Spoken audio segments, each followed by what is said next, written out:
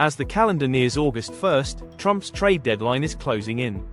Countries that haven't struck a deal with the US face tariffs between 15% and 50%. Japan and the EU have already signed, but two of the biggest economies, China and Canada, are still holding out. This is no longer just about trade. It's a global test of Trump's leverage, and how far other nations are willing to bend to his timeline. In Stockholm, US and Chinese negotiators ended 2 days of talks with no breakthrough. China offered a 90-day extension of the tariff truce, but Washington made clear, the final decision rests with Trump, and so far, he hasn't signed off. The US demands are aggressive. China must reduce imports of Iranian oil, stop funneling dual-use technology to Russia, reportedly worth $15 billion, and cut overcapacity in steel and electric vehicles. China's concession, symbolic. It agreed to resume rare earth magnet exports vital to US tech and defense.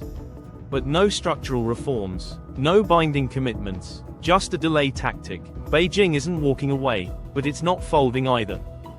Trump set the clock, but with no real deal in place, time may be working against him. Meanwhile, Europe chose the path of least resistance. Just days earlier, the EU signed a sweeping agreement with the US, purchasing American energy and investing billions in US projects. In exchange, they dodged new tariffs. European officials framed it as risk management, not alignment. This wasn't a strategic partnership, it was a deal made under pressure. A way to escape 30 to 50% tariffs before the hammer fell. Trump called it a win. But among allies, the divide grew deeper.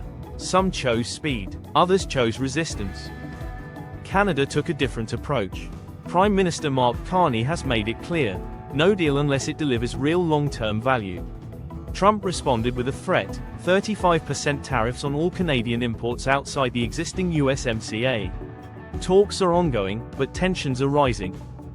Trump has even suggested Canada might just pay the tariffs and move on. But Carney's team hasn't blinked. Unlike Europe, Canada refuses to buy time with bad deals. For Ottawa, this is about sovereignty, not survival. At the same time, fresh US-China talks are quietly unfolding in Sweden. Washington is pushing for banking and investment access, reduced oil trade with Russia and Iran, and increased purchases of US energy and food. In return, they may ease export controls on semiconductors and aerospace parts. But Beijing still holds the cards, especially in rare earth minerals, critical to US supply chains. Domestic mining is years away, and China knows it.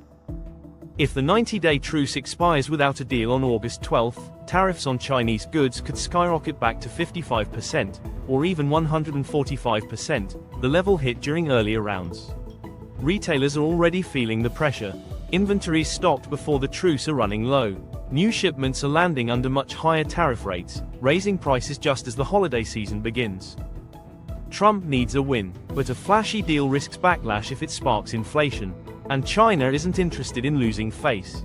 After watching how the US has treated allies like Ukraine and Canada, Beijing is hardening its stance.